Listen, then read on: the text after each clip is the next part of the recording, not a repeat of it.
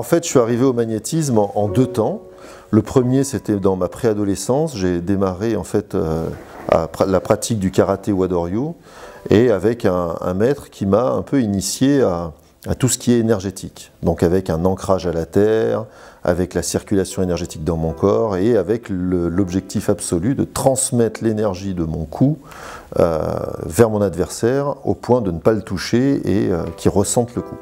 Donc là, j'ai eu ce fantasme-là toute mon adolescence jusqu'à une vingtaine d'années, où après, de par mes choix familiaux, je me suis vraiment orienté vers une vie très matérialiste, et jusqu'à mes 41 ans, où là j'ai rencontré un magnétiseur qui m'a juste rappelé à mon chemin de vie, en fait, qui est celui de l'énergie. Et donc j'ai commencé cette activité il y a 3 ans maintenant.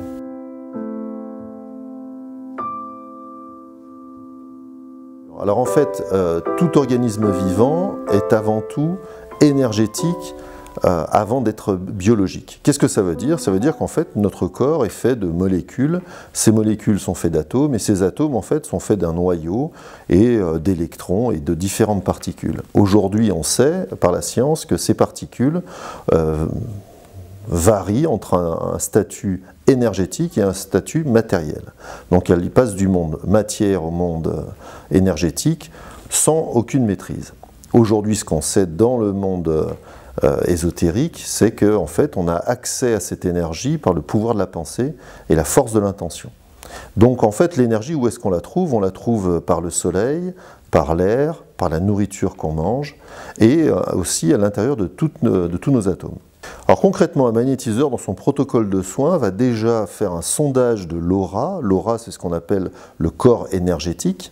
Donc comme je le disais, on est vibration, donc on a des vibrations dites basses qui sont le physique, et des vibrations dites subtiles qui sont les différents corps énergétiques.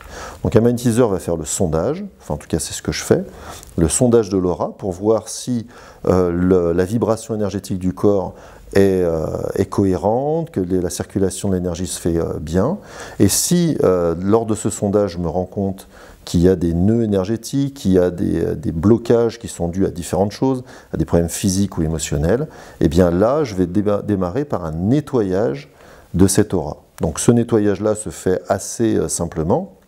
J'utilise les chakras de ma main avec une connexion, encore une fois, à ce monde énergétique, avec une concentration absolue pour pouvoir nettoyer. On appelle ça un balayage général, puis après des balayages locaux qui permettent en fait de nettoyer cette aura.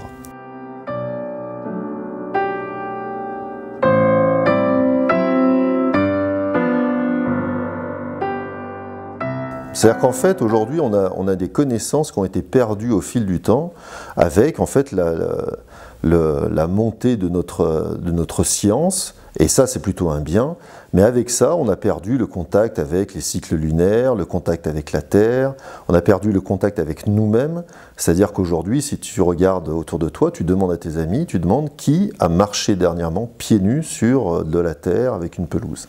Et tu te rendras vite compte qu'on est vraiment en dehors de cette connexion physique, je ne parle même pas d'énergie, juste de cette connexion matérielle avec notre Terre.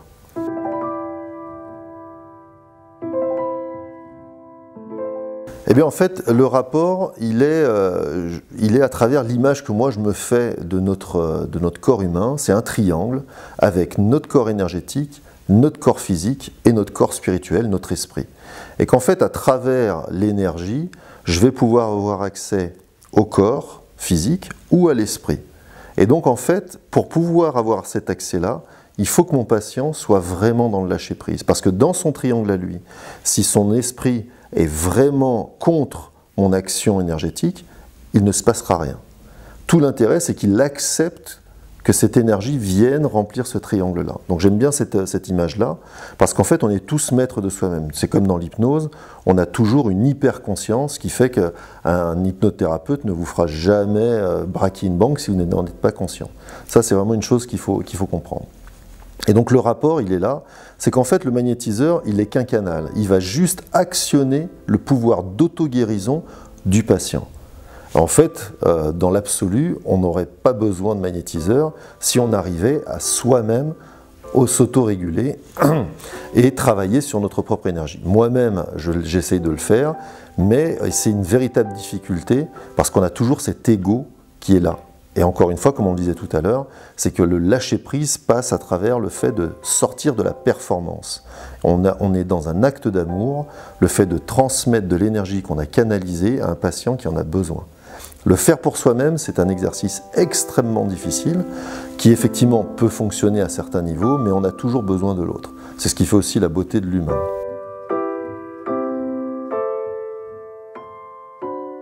Alors avant tout, il faut quand même que j'insiste sur ce point-là. Moi, je crois vraiment en notre médecine traditionnelle, à notre loi sur le fait que ce sont que les médecins qui font des diagnostics.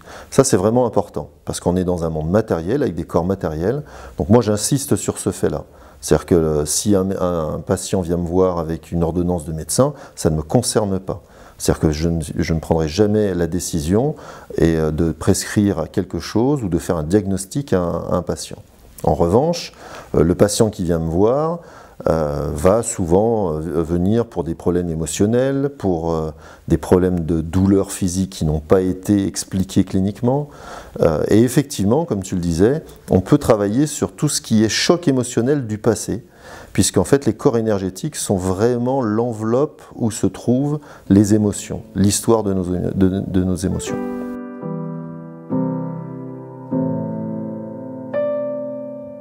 Comme je disais tout à l'heure, on est vibration, donc il faut bien imaginer qu'on part d'un point avec une vibration qui va aller à ce niveau-là, un peu plus loin et un peu plus loin. Ce n'est pas des poupées russes qui enveloppent une autre poupée, c'est simplement sur notre colonne vertébrale, on a 7 chakras principaux avec des vibrations à différents niveaux. C'est comme une antenne radio qui va diffuser différentes radios à différentes fréquences, mais physiquement elle est au même endroit. Donc ça, c'est vraiment une chose importante à comprendre. Et qu'ensuite, effectivement, ce qui se dit, donc ça c'est pas prouvé scientifiquement, ce qui se dit c'est que à chaque chakra correspond un corps. Par exemple, le chakra racine, c'est le corps éthérique, le chakra sacré, ça va être le corps émotionnel, le chakra du plexus, ça va être le chakra astral, le corps astral. Mais ça, moi, je ne suis pas forcément adepte de cette approche-là. Je suis plus, moi, pour sortir du dogme. C'est-à-dire que là, on est dans un dogme qui a été utile jusqu'à aujourd'hui, mais aujourd'hui, avec le niveau des énergies qui a bien monté, chacun d'entre nous, même toi, Alain, tu pourrais, ne serait-ce que par une petite formation et une initiation, toi-même avoir accès à ces corps.